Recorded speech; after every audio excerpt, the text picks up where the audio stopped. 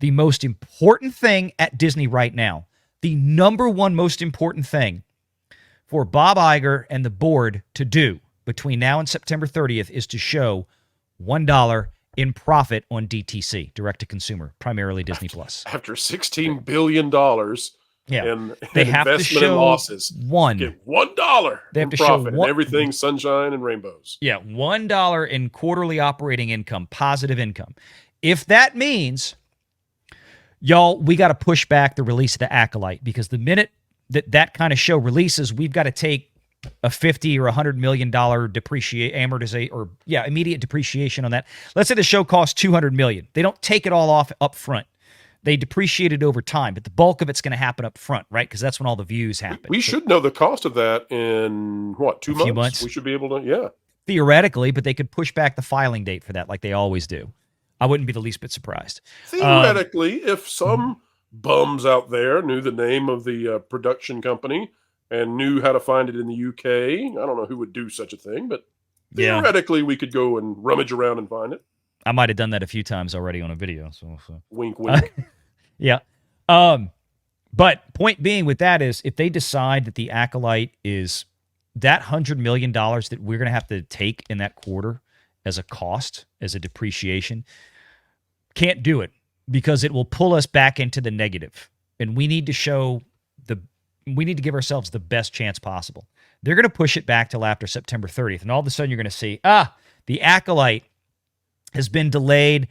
They wanted to do some last-minute cleanup issues. They wanted to change this. Disney decided to push back the release of the Acolyte to October 10th or whatever, after the start of the new fiscal year. So they have way more time. I'm not saying it's going to happen. I want everybody to be clear on that. I'm not saying it will happen. I'm saying it could. And if it does happen, that's going to be why. Promise you. Well, I'm going to tell you, they're going to make $1 profit. They're going to make some kind of profit, because Disney is able to take, as my understanding, you correct me if I'm wrong on this. You know more about this area, but my understanding is Disney can take any percentage of the charter carriage fees that they receive, and they can decide what percentage of that should now be counted for Disney Plus subscription fees. So Disney can do whatever they want to manage to make a $1 profit. It's just that it's moving money from ledger to ledger to make that happen. And that's up to investors to figure that out. That was my question. And in fact, Pro, I don't know if you saw it, but I did that video about that. That was when I asked that question. That's when I used the critical drinker joke.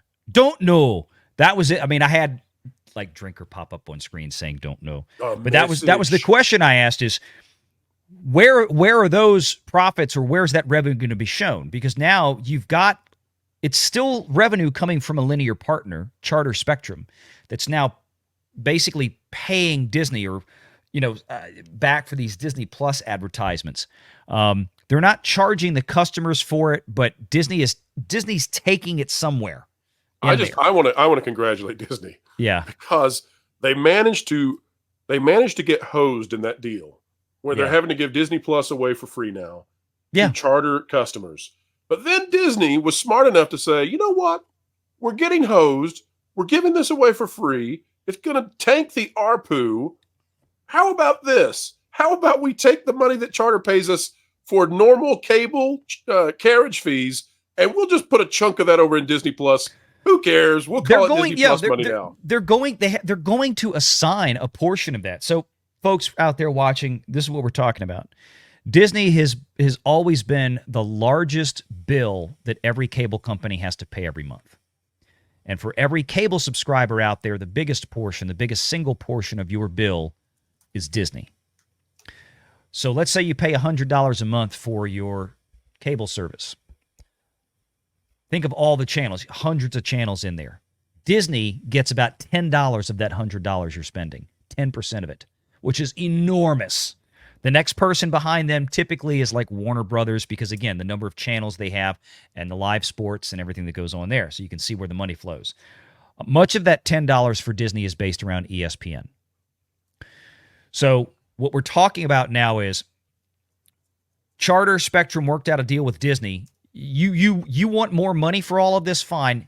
you've got to give us Disney Plus for our customers because you're double dipping them.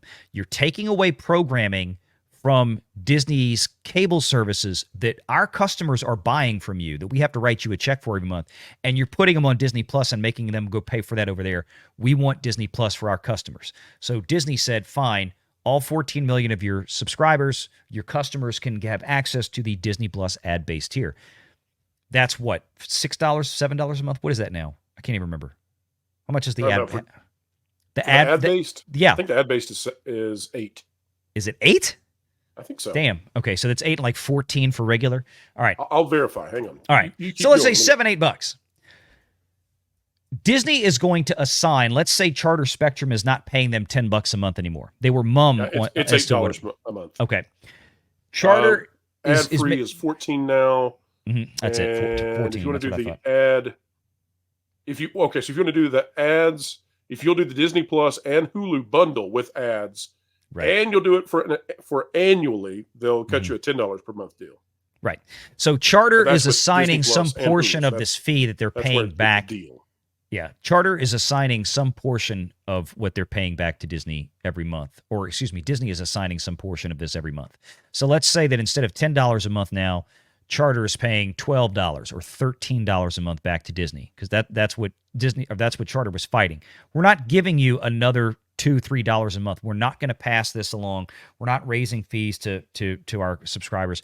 Only 30% of the people who have cable actually watch ESPN. And that's why they're like, no, we're not doing this.